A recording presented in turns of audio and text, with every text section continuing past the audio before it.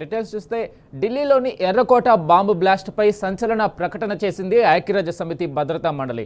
ఈ పేలుళ్ల వెనుక అల్ఖైదా హస్తం ఉందని వెల్లడించింది. దీనికి తాలిబాన్ల నుంచి మద్దతు ఉందని భద్రతా మండలి ధృవీకరించింది. కాగా గతేడాది నవంబర్ 10న ఫరీదాబాద్ ప్రొఫెసర్ ఉమర్ ఉన్ నబీ ఉగ్రదాడికి పాల్పడ్డాడు. ఈ దాడిలో 11 మంది ప్రాణాలు కోల్పోగా పలువురు తీవ్రంగా గాయపడ్డారు. ఈ కేసుకు సంబంధించి ఉగ్ర సంస్థలతో సంబంధాలున్న 10 మందిపై ఎన్ఐఏ ఛార్జ్ షీట్ దాఖలు చేసింది.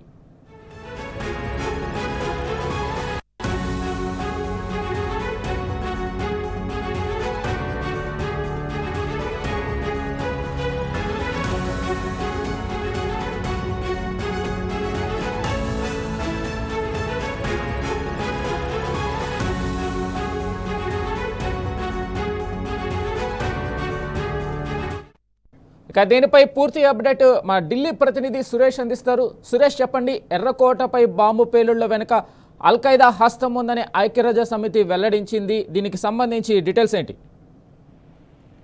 వెంకట్, 2025 నవంబర్ లో జరిగిన ఉగ్రదాడి వెనకాల అల్ఖైదా ఇండియన్ సబ్ కాంటినెంట్ కి సంబంధించినటువంటి ఈ గ్రూపే కారణం అని చెప్పి ఐక్యరాజ్య సమితిలో ఉన్నటువంటి భద్రతా మండలి మానిటరింగ్ టీం ఇవాళ అధికారికంగా నివేదిక ఇవ్వడం జరిగింది. ఐక్యరాజ్య సమితి మండలికి చెందిన 1267 ఆంక్షల కమిటీకి సమర్పించినటువంటి నివేదికలో 38వ నివేదికలో ఈ విషయాన్ని స్పష్టంగా వెల్లడించడం జరిగింది.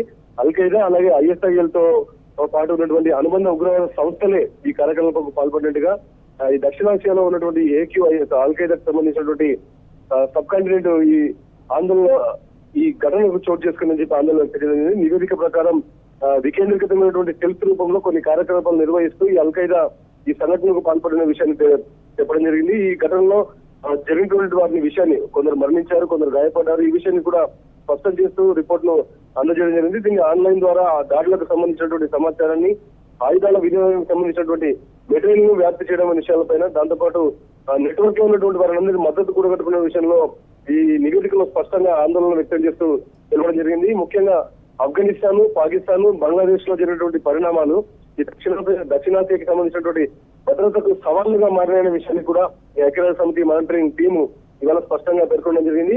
ఈ ఎర్రకోట దాడికి సంబంధించి అల్ఖైదాకి సంబంధించినటువంటి కాంటినెంట్ కు సంబంధించినటువంటి కారణం అని చెప్పి నివేదిక ఇవ్వడం జరిగింది. మొత్తంగా రెడ్ ఫోర్ట్ ఘటన 10వ తేదీ నవంబర్ 2025లో ఈ సంఘటన చోటు చేసుకుంది.